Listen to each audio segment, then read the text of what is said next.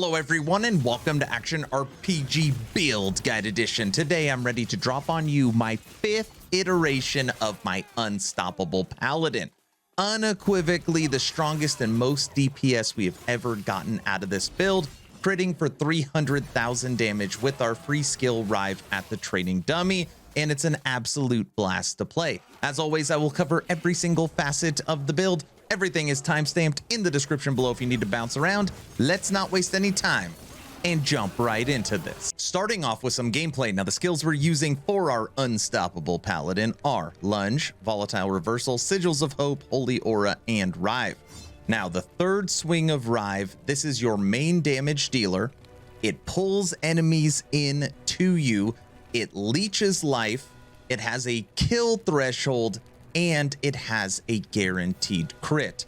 Absolutely amazing skill. And again, at the training dummy, we were hitting for over 300,000 damage because right now I have 569% crit multiplier. So you never have to worry about crit chance. You just want a bunch of crit multiplier. So let's take this for a spin. And you will see that I no longer use a shield for our Unstoppable Paladin. It's because, yes, the nerf to Bastion of Honor was significant, and now we are spec'd much more into overall damage. Volatile Reversal is going to allow us to reposition on the map. It also allows us to hit faster. Our attack speed is boosted, and enemies will take 30% more damage. After this, we'll fight a Shade of Oribus at Corruption 253, and we will see if we could just face tank him. That is going to be the plan. Now, I've also taken out Shield Rush. Since we don't have Bastion of Honor anymore, it is the traveling from pack to pack that you are the most susceptible. When you are hitting enemies, you're almost unkillable. Shouldn't say that. Of course, you could still get one shot. But as long as you are hitting an enemy, you will just tear people up. Perfect example.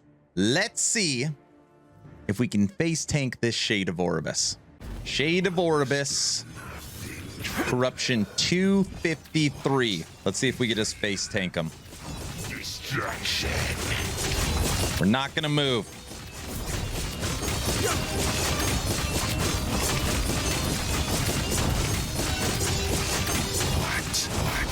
So far, so good. Half-life, and we have kill threshold. Shade of Oribus, 253. Distraction. What? Betrayal. Come on. Have not moved.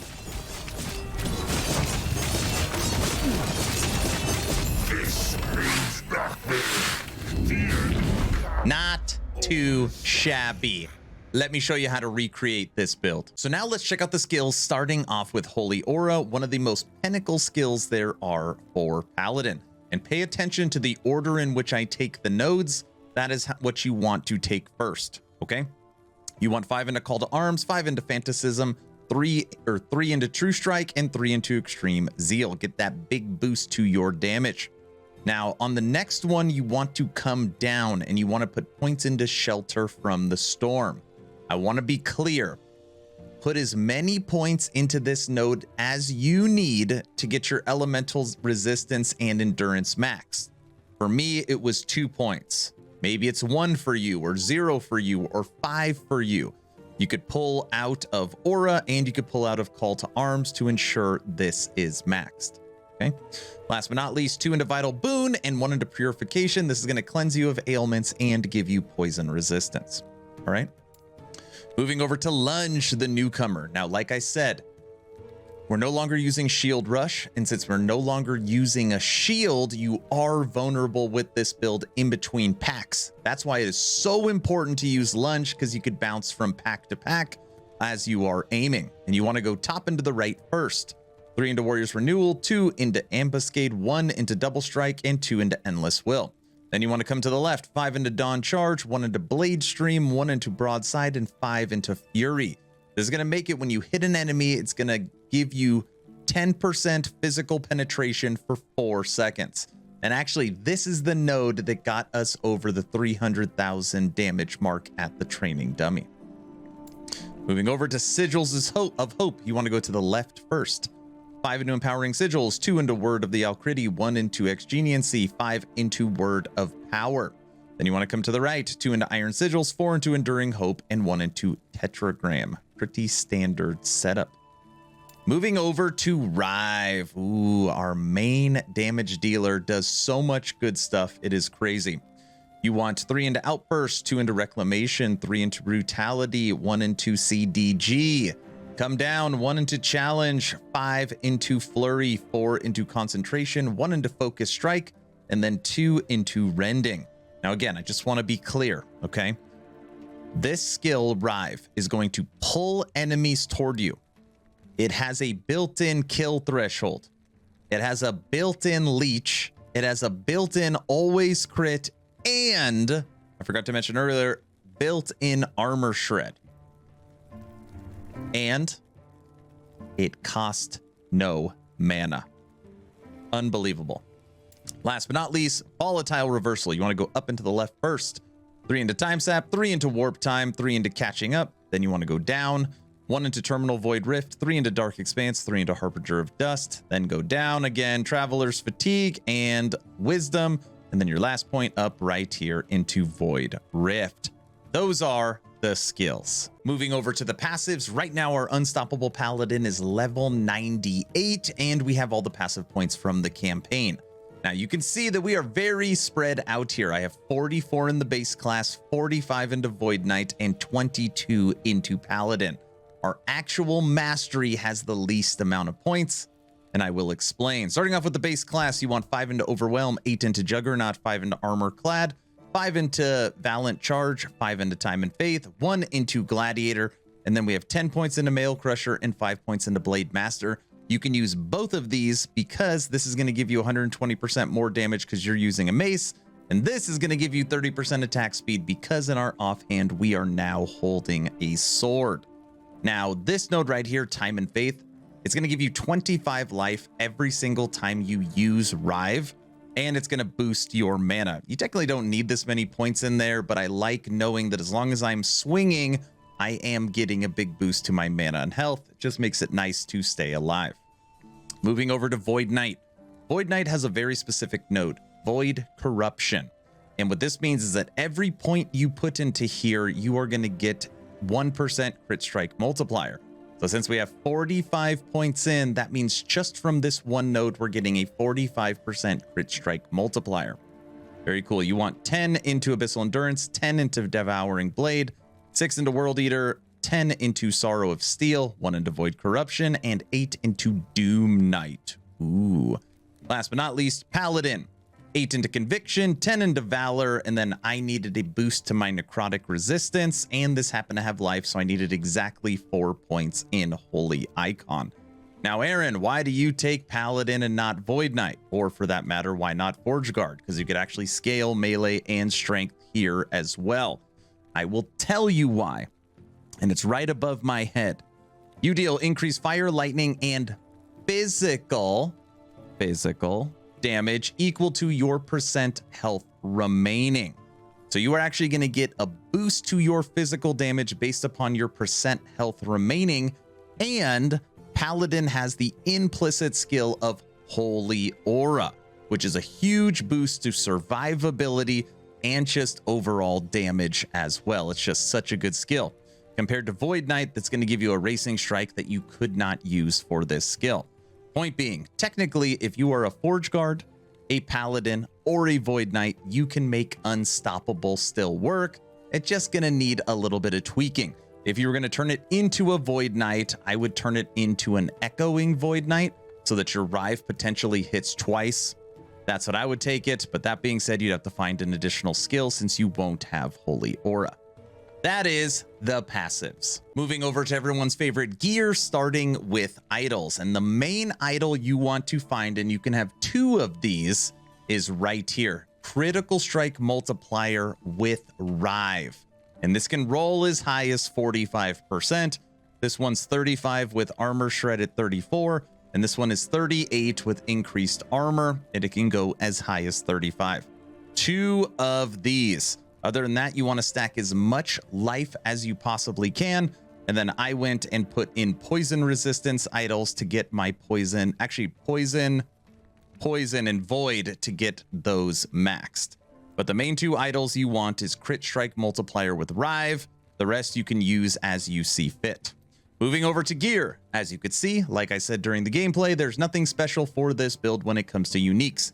You don't need to go hunt something. You don't need to go find this magical doodad to make it work. It is just a sheer face tank monster melee paladin. And I'm going to go through each item one at a time. Again, remember crit multiplier. Helmet. Amulet, crit multiplier. Armor, shred effect and level to Rive. Weapon, crit multiplier with the implicit crit multiplier. Mace, crit multiplier with the implicit crit multiplier. Ring, physical strength, belt, physical hybrid health, relic, crit multiplier physical, boots, strength, and double life. And then glove, melee attack damage or melee attack speed with melee damage, leech life, and chance to shred armor on hit. For this time, I gotta say, I feel like my gear is pretty good. Always can be better, but again, right now we're at 569% crit strike multiplier. Now let's move over to the character stats. As you can see, level 98, currently 53 points of strength, 14 vitality, movement speed 31. When it comes to resistances, we are very, very solid. I'm only missing 8% inside of poison to get all of them maxed. And then of course, when you activate Holy Aura, poison is now maxed. Okay. Looking at other additional defenses, armor right now 41% with 2339. And when you look at our, again, crit strike multiplier, 569 with physical damage at 677. Other defenses, endurance is maxed at 64.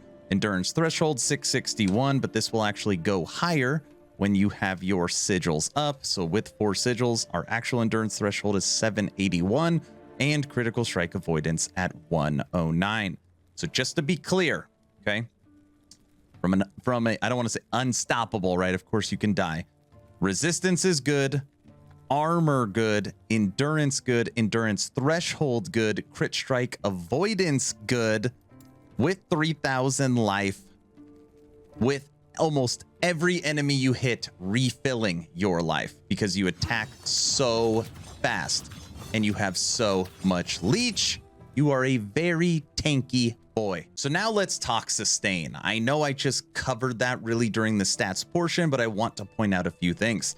In the Sentinel base tree, how you stay alive is you have armor clad. This is 1 node. Damage taken from nearby enemies minus 10%. So you get some damage reduction. Inside of Void Knight right here on World Eater, you're going to get melee damage leeched at health at 6%.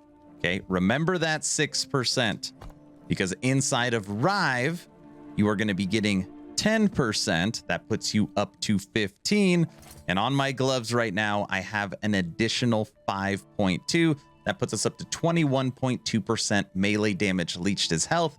And if you really wanted to, you can extend this even further by getting the blessing where you can leech life. And remember, in that same base tree, you are also going to be getting 25 health every single time you hit with Rive. So a lot of leech. You will notice that when you die with this build, it's because you were stunned or you just simply were not hitting an enemy. On top of that, inside of your Lunge tree, you have Dawn Charge, which is you regain a percentage of your missing health when you use Lunge. We put 5 points into this, so that's going to give you 40% back. So, you know, if you've got 1500 life and then you hit, like, you're going to regain over 40% of that missing life through this node. When you combine your leech with your resistances and your armor and your endurance threshold and your crit avoidance, you're going to be able to push really, really far. Last but not least, let's talk leveling. Aaron, this is great. How do I get it from level 1 to level 98 like yours? Great question. There's really only 2 skills you need. And what's great about this build is you could actually start putting it together right at the very beginning. You want to start off with Rive, and this skill you will use forever. It functions great. It'll carry you through the entire campaign, and you'll never have to spec out of it. You don't need the guaranteed crit at the beginning, so you actually want to take this top tree first to get your kill threshold so you can kill campaign bosses that much quicker. So Rive is your first skill. The second skill you want to take is actually Shield Rush, and obviously you will switch out for Lunge later on in the game. Now, why is Shield Rush great? It's because it is so freaking fast. You can travel the entire map campaign, or the zone you're in, with only a single use of this in some cases. And if you are not using a shield, because as you can see, it requires a shield, you could take this node right here, Dark Rush, and now it no longer requires a shield. So it doesn't even matter, which is kind of silly, but you can use Shield Rush without one, okay? The third skill you are going to take is Holy Aura, and obviously you would take this skill once you actually spec into Paladin, and then this one is personal preference, okay? If you are staying alive and having no problem with survivability, take the boost to damage, and if you're struggling a little bit with survivability, take Shelter from the Storm. Those 3 skills, Rive, Shield Rush, and Holy Aura, will get you to Endgame. All right, everyone, that's the build guide. What do you think of my 5th iteration of my Unstoppable Paladin? Do you like this one better? Do you miss something from the old one? Let me know your thoughts in the comment section below. 2 asks at the end of the video. Ask number 1, I'm hoping today is the day I have earned your subscription. I'm hoping today is the day you make the decision to push that little red button. I would really appreciate it, but honestly, only if you think I have earned it. If not, I'm gonna work harder for you. Ask number 2, check out my Patreon. I get asked all the time, what's the best way to support? And Patreon is it. And you get the most added benefits. You get access to the VIP lounge so we could chit chat every day. You get access to the bonus hour of the podcast. You get access to my studio tour and all my other posts. It's the best way to support, and you get the most benefits. So that's all I've got. Hopefully you were entertained or at least learned something. Aaron, out.